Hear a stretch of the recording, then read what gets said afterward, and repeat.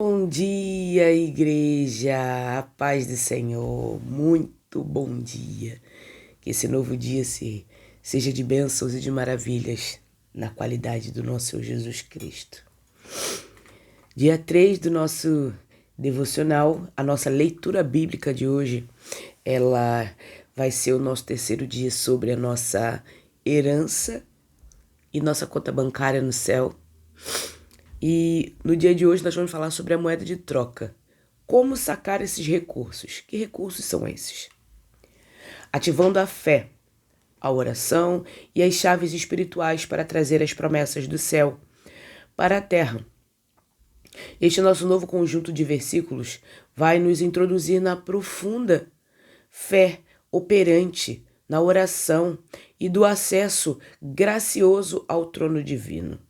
Enquanto os devocionais anteriores nos mostraram a superabundância dos recursos e das riquezas de Deus, este grupo de textos revela as ferramentas práticas que Ele mesmo, o próprio Deus, colocou em nossas mãos para acessarmos e movermos essa realidade celestial na terra.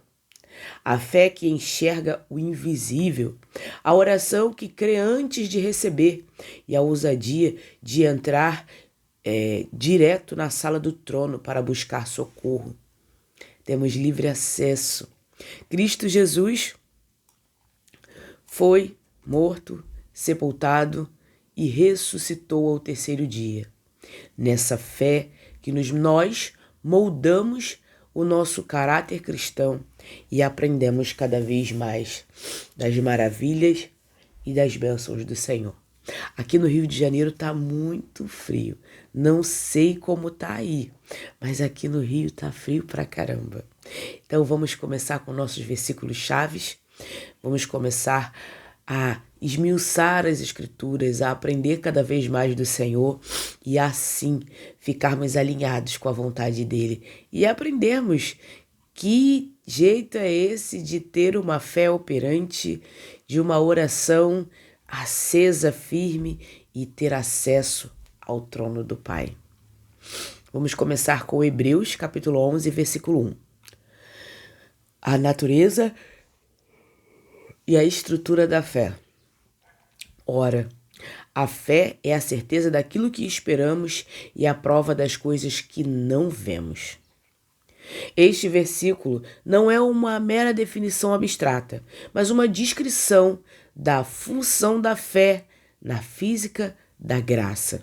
No original, a palavra trazida por certeza é hipotasis. No mundo jurídico e comercial grego da antiguidade, hipotase referia-se ao documento de propriedade, a escritura legal que garantia que um bem pertencia a alguém, mesmo antes de o comprador tomar posse física dele. A fé, portanto, é o título de propriedade das promessas divinas que ainda esperamos.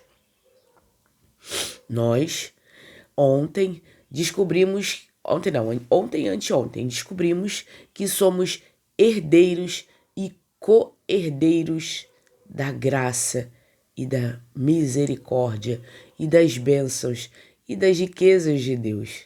Descobrimos que temos um contrato com Deus assinado por Cristo Jesus, quando Ele, lá no madeiro, se entrega para que hoje eu e você pudéssemos ter livre acesso ao Pai. Foi nesse momento que o testamento foi assinado e o testador voltou para nos trazer a vida nova. A segunda parte desse versículo usa o termo prova ou convicção, que no grego é elenchos. Trata-se de um termo forense, do tribunal, que significa a evidência irrefutável, que encerra um debate, a demonstração objetiva da verdade. A fé funciona como uma evidência interna e espiritual que dá peso, substância e certeza à realidade objetiva de nossos olhos naturais ainda não conseguem captar. Ela traz o futuro de Deus para o tempo presente do homem. Ou seja, eu Tenho fé que irei conseguir exercitar tudo o que me é proposto nessa semana e na outra. Eu tenho fé e tenho certeza que o Senhor está me ajudando nas minhas dúvidas, nas minhas necessidades, nos meus medos, nas minhas incertezas. Essa é a minha fé, é a fé que eu deposito nele. Posso ter percalços? Posso. Posso ter problemas? Posso. Lembra que lemos ontem Filipenses capítulo 4, versículo 13? Eu tudo posso naquele que me fortalece. É exatamente isso. O exercício da fé é você entender que mesmo você passando por problemas, passando por dificuldades, passando por qualquer tipo de provação, você tudo pode naquele que te fortalece. É isso. É confiança. Fé é colocar confiança em quem realmente pode solucionar nossos problemas, resolver nossos medos, nos ajudar nas nossas incertezas. É Ele, Cristo Jesus, e só. Ele vai colocar pessoas no nosso caminho que vai nos ajudar, como eu tenho. Eu tenho pessoas no meu caminho que me ajudam muito, me orientam, me informam, você vai por aqui, não, você não vai por aqui não, vai por esse lado, vai por esse lado aqui, faz dessa forma, mexe aqui, mexe ali. Sempre Deus coloca pessoas no meu caminho que estão dispostas e disponíveis a me ajudar. E isso é algo surreal. Surreal porque Deus ele cuida de nós de uma forma surreal. E ele faz a bênção aparecer assim, ó, do nada. Capítulo 11 de Hebreus, conhecido mundialmente como a Galeria dos Heróis da Fé, o capítulo 11 de Hebreus demonstra como a fé moldou a história do povo de Deus. O autor explica que foi pela fé que os antigos receberam um bom testemunho e que entendemos que o universo foi formado pela palavra de Deus. Ele desfila uma série de biografias sagradas, Abel e seu sacrifício excelente, Enoque e sua transladação, Noé e a construção da arca, Abraão e Sara em sua jornada rumo à terra prometida e na gestação do filho do milagre. O capítulo cruza por Isaque, Jacó, José, Moisés, os muros de Jericó e Raabe, culminando na narrativa daqueles que, por meio da fé, conquistaram reinos, fecharam a boca de leões, suportaram torturas e foram vitoriosos, mostrando que o mundo não era digno deles. O capítulo 11 de Hebreus ele é muito rico em mostrar uma cronologia histórica das informações das eras passadas. E isso é surreal porque até hoje nós temos pessoas falando das escrituras, pessoas lendo as escrituras. Eu tô viciada, tem um rádio online que tem uma... Como é que fala? Tem um canal do rádio que ele é a leitura bíblica. Todos os dias tem leitura bíblica. Quando você entrar, o aplicativo é o MyTurner. MyTurner. Depois eu deixo escrito aqui na descrição. É o MyTurner. Ou eu coloco a foto dele aí nos storyzinhos que tem das nossas mensagens. Eu coloco ele. Gente, ele tem a Bíblia narrada e é tão bom você ouvir a história. É tão bom. Para mim tem sido tão gratificante, tão edificante. Eu tenho ouvido de uma outra forma, com uma outra ótica. E é muito edificante para nossa vida. Até indiquei para a irmã que fez a entrevista aqui pro canal. Indiquei para ela no domingo. É muito bom a rádio. Muito boa mesmo. Aplicação.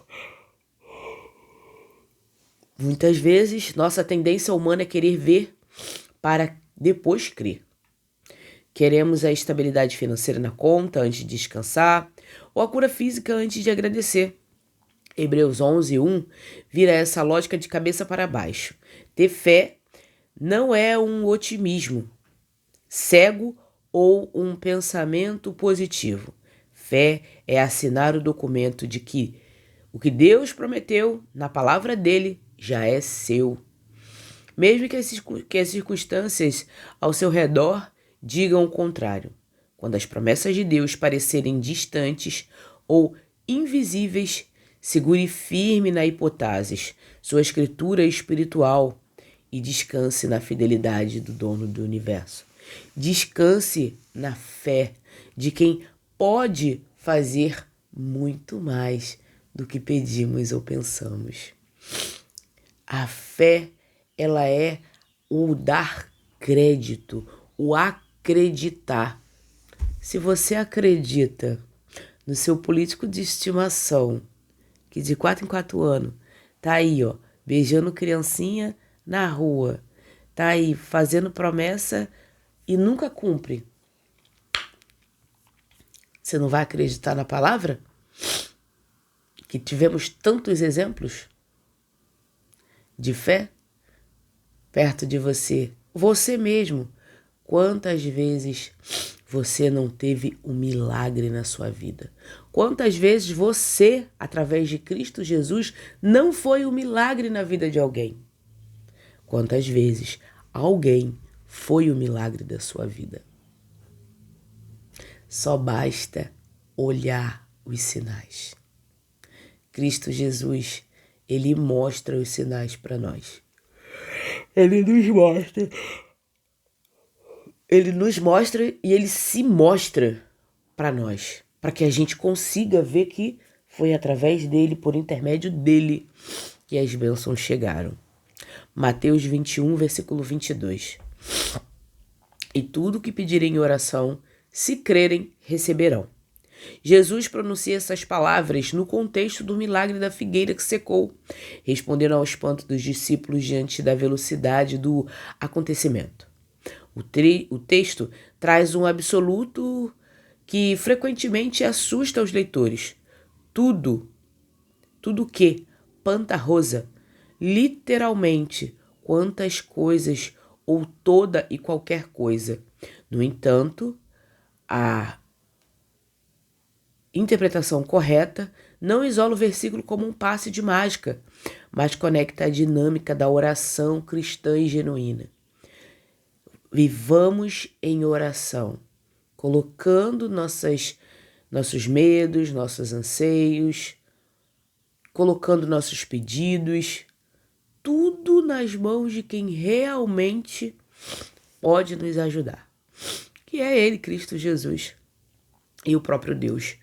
Ambos estão ali, ó, com os corações abertos, disponíveis, só assim, ó, com o ouvidinho aberto, esperando você tá aí, ó, com as suas orações, falando com Ele, pedindo para Ele, tendo dependência dEle.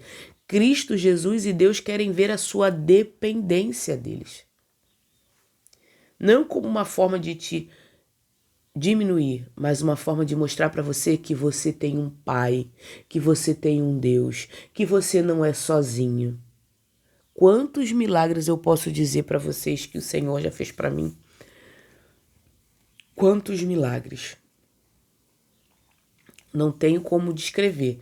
Se eu desenrolar aqui, a gente não tem nem como gravar o vídeo, a gente vai ficar aqui, ó, horas e mais horas e mais horas. Eu vou ter que abrir live.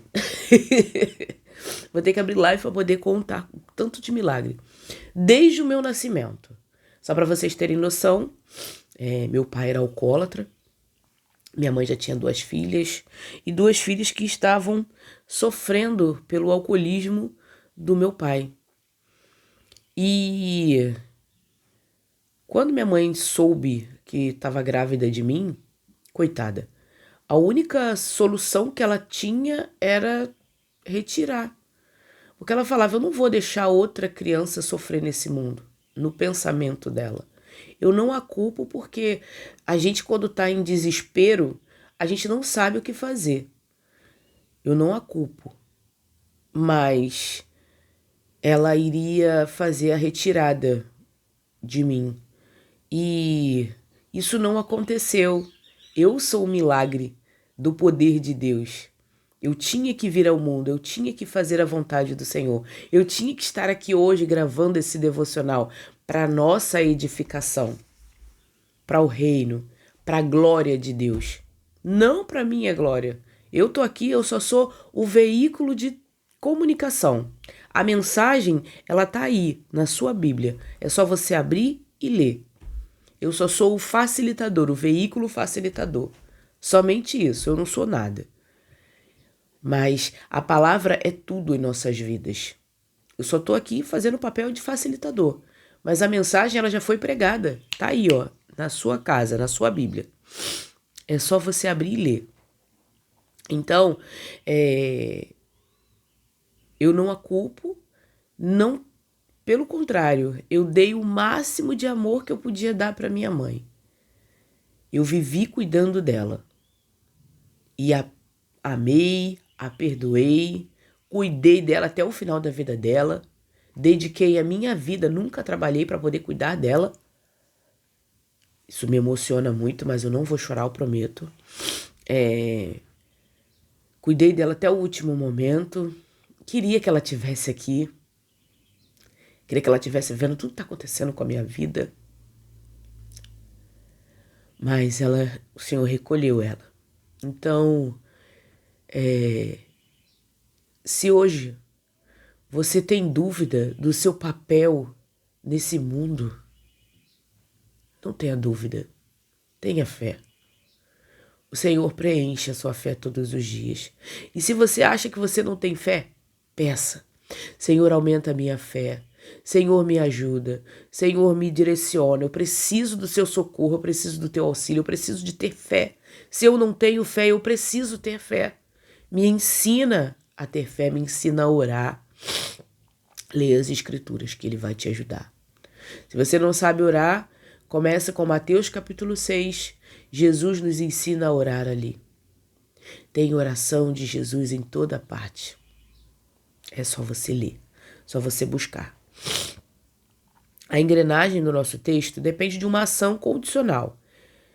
Crendo, recebereis. O verbo crer aqui está no princípio presente ativo, indicando uma atitude contínua de confiança total no caráter e na vontade do Pai. No grego do Novo Testamento, a oração feita com fé pressupõe um alinhamento completo com a mente de Cristo, com a vontade de Deus, eliminando pedidos egoístas. A promessa de que receberão é a consequência inevitável de uma petição que bate em perfeita sintonia com o coração de Deus.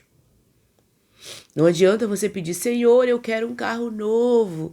Senhor, eu quero uma casa nova. Senhor, eu quero isso, eu quero aquilo. Se você não estiver preparada para receber, se você não tiver a condição suficiente para fazer, para conseguir usar, não adianta. Deus só dá aquilo que a gente está preparado. Eita glória, obrigada, Senhor. Deus só dá o milagre, só dá a bênção quando a gente está preparado, quando a gente tem a condição de sustentar. Fora isso, aguarde o tempo de Deus. Continue com suas orações, mas aguarde o tempo de Deus. O capítulo 21 de Mateus marca um ponto de virada dramático. A entrada triunfal de Jesus em Jerusalém montado em um jumentinho, cumprindo as profecias e sendo aclamado pelas multidões como filho de Davi. Na sequência, Jesus entra no templo e expulsa os cambistas, purificando a casa de seu pai. O capítulo narra o episódio da figueira sem frutos, que seca imediatamente após a palavra de Jesus, servindo de lição sobre a fé e a autoridade espiritual. Em seguida, os líderes religiosos questionam a autoridade de Jesus e ele responde, desmascarando a hipocrisia deles por meio de parábolas confrontadoras, a parábola dos 2 filhos e a parábola dos lavradores maus, profetizando que o reino de Deus seria tirado deles e dado a um povo que produzisse seus frutos. Nós, gentios. A palavra do Senhor, ela foi nos dada para que hoje eu e você, gentio, peregrino nessa terra, pudéssemos ter o direito da salvação, pudéssemos ter a salvação em nossa vida e não somente o povo de Israel. Deus, ele expandiu a globalização da sua vontade e eu e você precisamos nos enquadrar na vontade de Deus, porque somente através dessa vontade é que a gente consegue ter uma vida diferenciada. Aplicação. Muitas das vezes nossas orações parecem vazias, rotineiras ou cheias de dúvidas, como se estivéssemos apenas jogando palavras ao vento, sem esperar que nada realmente aconteça. Jesus nos desafia a resgatar a intencionalidade e o poder das nossas orações. Ao apresentar uma causa de Deus, não ore apenas por obrigação. Mude a postura do seu coração para um estado de expectativa ativa. Se o seu pedido está alinhado com a palavra e o caráter de Deus, creia que Ele está movendo os céus e a terra em seu favor. A fé transforma a oração de um monólogo cansativo em um canal de milagres. A fé não é um canal vazio, mas é um canal de interligação, aonde nós elevamos nossos pedidos ao Senhor e Ele, no tempo devido, nos ajuda. Eu não posso, de forma nenhuma, querer ser abençoada com algo que eu não tenho como sustentar. Eu não posso querer algo na minha vida que eu não consigo levar à frente. Eu preciso ser preparada. Eu preciso estar preparada para receber as bênçãos e os milagres do Senhor. Marcos 11, 24.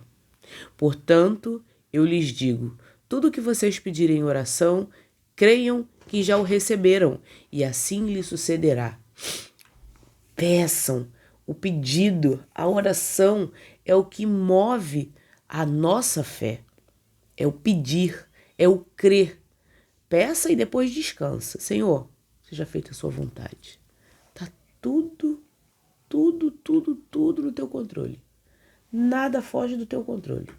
E eu creio nisso. Eu creio nessa fé, permaneço nessa fé e me mantenho nela. E é isso. Este versículo é o paralelo de Marcos ao texto de Mateus, mas traz uma nuance gramatical extraordinária que joga luz sobre o funcionamento da fé. Na cláusula central, creiam que já receberam. O verbo receber no texto original está no tempo aoristo indicativo. Elabetes, que denota uma ação passada e completamente concluída. Jesus está dizendo que, no momento exato da oração feita com fé, o crente deve olhar para o seu pedido não como algo que talvez ocorra no futuro, mas como um fato espiritual que já foi carimbado e liquidado no pretérito. A dinâmica se encerra com a promessa no futuro, e assim lhe sucederá. Literalmente será para vós. Existe o hiato temporal entre o receber espiritual, no momento da oração, no passado, e a manifestação física da resposta, na história do futuro. A fé é a ponte que preenche esse intervalo de tempo, mantendo o crente firme e convicto, enquanto a resposta caminha em sua direção. Ou seja, a nossa fé, ela é: eu oro, peço a Deus, entendo que é no tempo dele, confio que já recebemos e ele nos ajuda, nos dando crédito, nos dando aquilo que nós pedimos. Porém, é no tempo dele. Como eu disse, precisamos de preparo para receber as bênçãos. Eu não posso querer um cargo de confiança, sendo que eu não sei executar. Eu posso aprender ao longo do caminho, mas eu preciso de um preparo. eu preciso cursar uma faculdade, eu preciso de um curso, eu preciso de um entendimento maior. Eu preciso ter as informações corretas. E é isso. Assim funciona na lógica de Deus. Ele não vai nos dar um milagre sendo que a gente não está preparado para receber.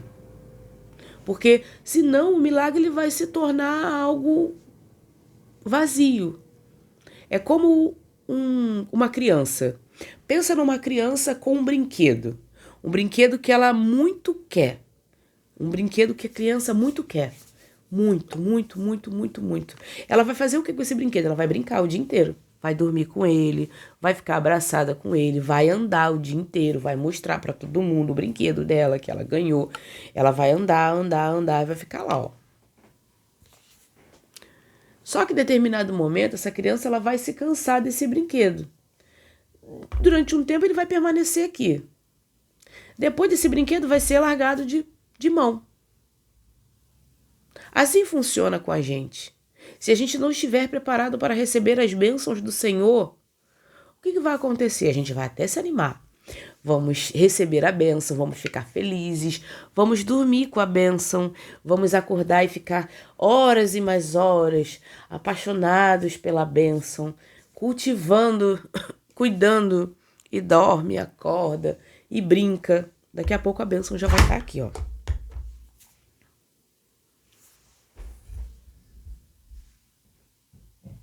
Já vai ter outra bênção que eu vou querer.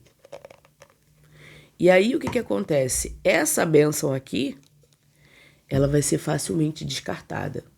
Então o Senhor, ele quer que a gente tenha a bênção e que a gente continue cuidando da bênção. E não deixe ela de lado, jogada de escanteio. Jesus quer que a gente cuide de fato da bênção que ele está nos dando. Por isso que precisamos de preparo para tudo. Marcos 11. Acompanha de forma compacta e dinâmica os mesmos eventos descritos em Mateus 21. Inicia com os preparativos e a execução da entrada triunfal de Jesus em Jerusalém.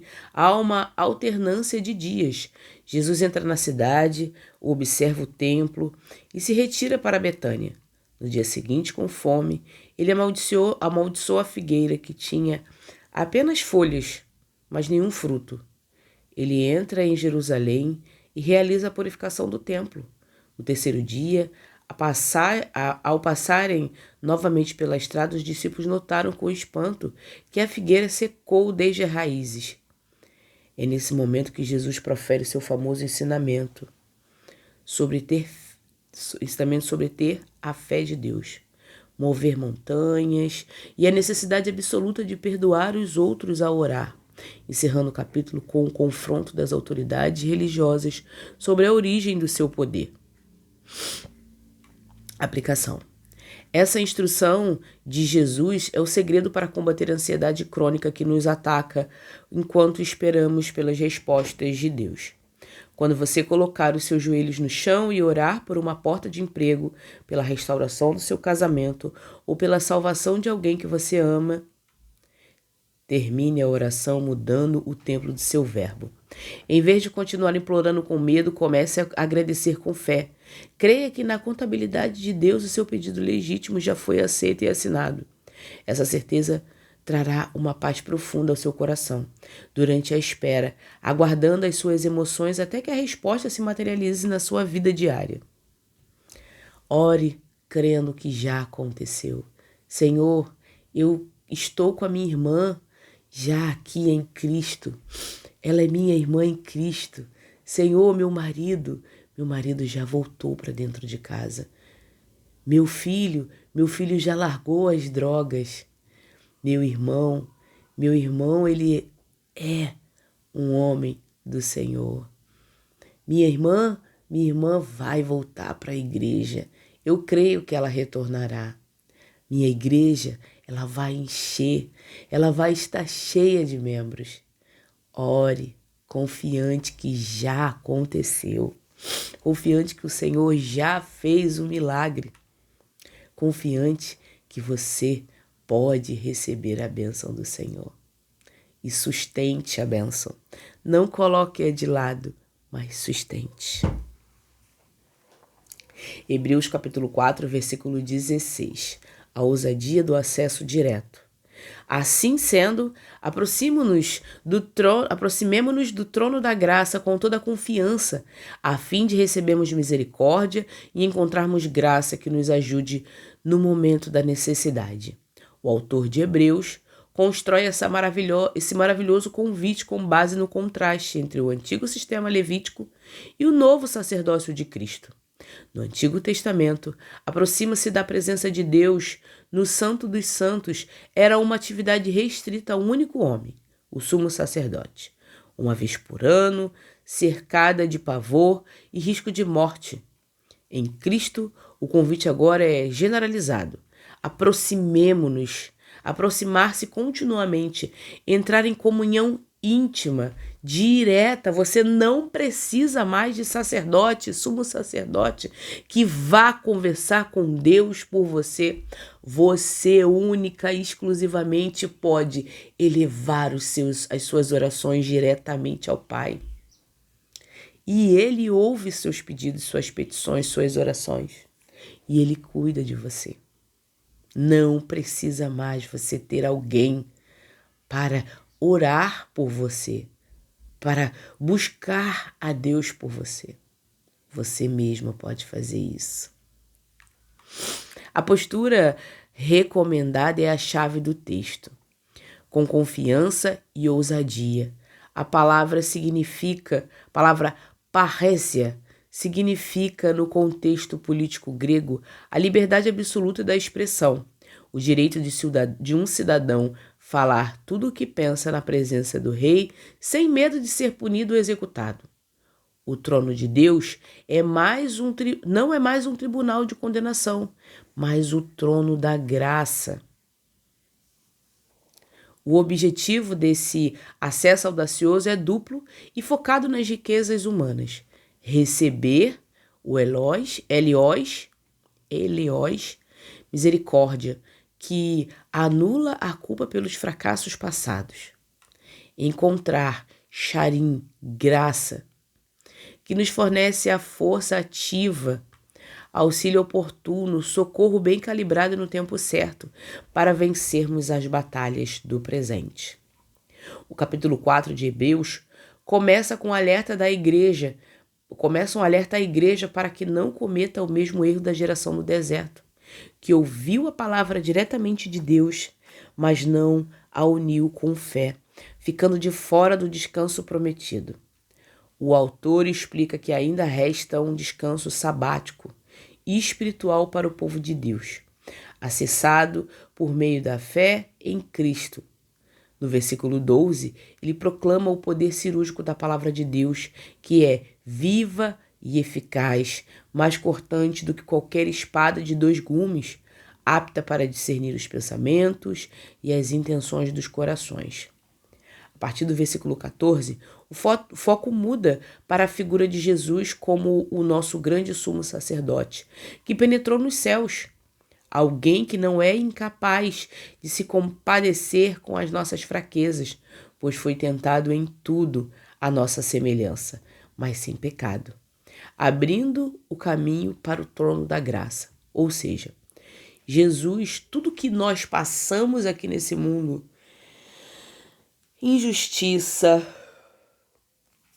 foi chamado de comilão e beberrão, foi chamado de glutão, de gordo, come muito. Jesus foi chamado de absolutamente tudo.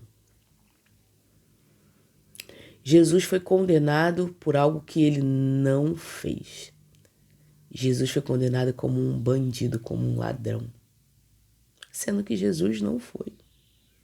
Jesus só veio ao mundo para proclamar o reino, para trazer a nova Jerusalém para a nossa realidade de hoje. Aplicação.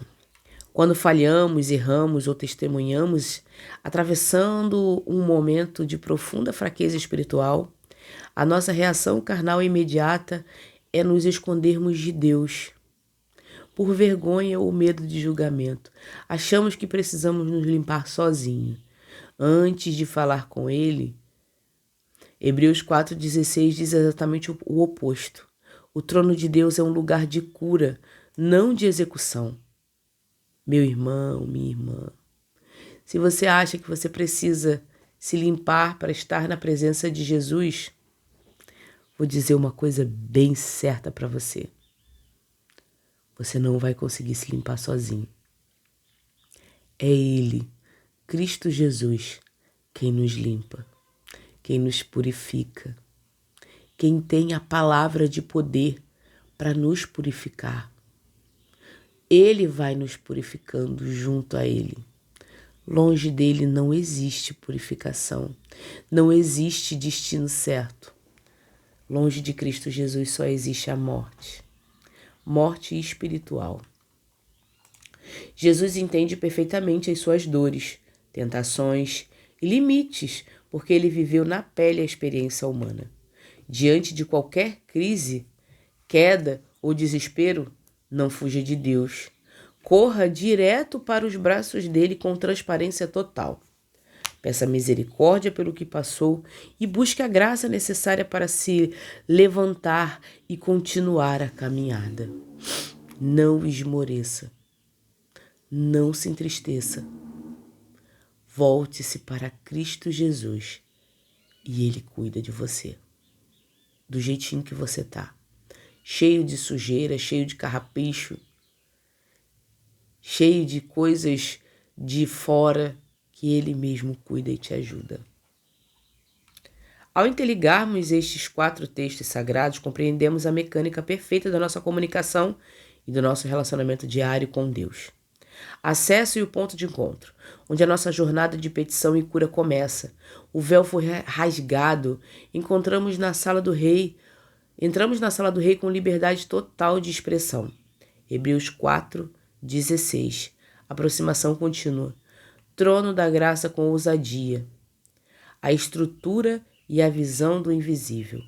O motor interno que valida e sustenta a nossa aproximação. A capacidade dada pelo Espírito para enxergar e tomar posse do que ainda não se vê. Hebreus 11:1. A fé como escritura legal, hipóteses, a evidência forense. A dinâmica da oração condicionada. O ato prático de derramar o coração diante do Pai em perfeita comunhão. O alinhamento da nossa mente com a vontade de Deus gera respostas infalíveis. Mateus 21:22. Pedir em oração, crendo continuamente para receber. A antecipação espiritual da vitória. O fechamento da mente contra as setas da dúvida e da ansiedade. A certeza de que no reino do Espírito a resposta já foi decretada. Marcos 11:24. No ato de orar, crer que já recebeu no presente, no futuro. Sucederá. Este estudo unificado nos revela que a vida cristã não é guiada pelo que os nossos olhos físicos enxergam, mas pelo poder de uma fé ativa, conectada com um Deus acessível. Nós não precisamos viver distante de Deus ou implorando por atenção como órfãos espirituais, como demonstrado em Hebreus 4, versículo 16. A obra expiatória de Jesus Cristo nos conferiu o direito da cidadania e liberdade absoluta de entrarmos diretamente no trono da graça a qualquer hora, encontrando acolhimento, perdão e socorro sob medida para as nossas crises e limitações humanas. Uma vez dentro da sala do trono, as nossas petições mudam de patamar. Equipamos a fé descrita em Hebreus 11:1. Nós passamos a operar, não com base em desejos vagos, mas segurando a escritura da propriedade, hipóteses da promessa divina. Essa estrutura de fé altera completamente a nossa rotina de clamor quando oramos seguindo as orientações de Jesus. Em Mateus 21:22 e Marcos 11:24. Nós blindamos a nossa mente contra a ansiedade do tempo, da espera, pois passamos a crer com tanta intensidade na fidelidade do Pai que no exato instante da nossa oração, o nosso espírito já celebra a resposta como um fato consumado. Use essa autoridade espiritual no seu cotidiano. Ore com ousadia. Alinhe seu coração com a soberania de Deus e assista as barreiras e as montanhas da sua vida serem removidas pelo poder da fé. Orar com ousadia não é orar com... como é que eu posso dizer? Com arrogância. Dizendo para Deus como se ele fosse um garçom pronto e apto para nos servir. Ousadia é crer que já recebemos. Ousadia é falar com Deus aquilo que precisamos. Ousadia é entrar no templo de Deus sem nenhuma máscara. Focados no direcionamento e na verdade das Escrituras, das promessas que o Senhor tem para nossas vidas. Uma das promessas: eu e minha casa serviremos ao Senhor. Creia que a sua casa já foi salva. Peça ao Senhor, crendo que a sua casa, a sua família já foi salva, que o Senhor cuida de todos aí na sua casa. Amém? Vamos orar? Paizinho amado e querido Deus, graças te damos por mais um dia que se chama hoje, Senhor. Obrigada, Pai.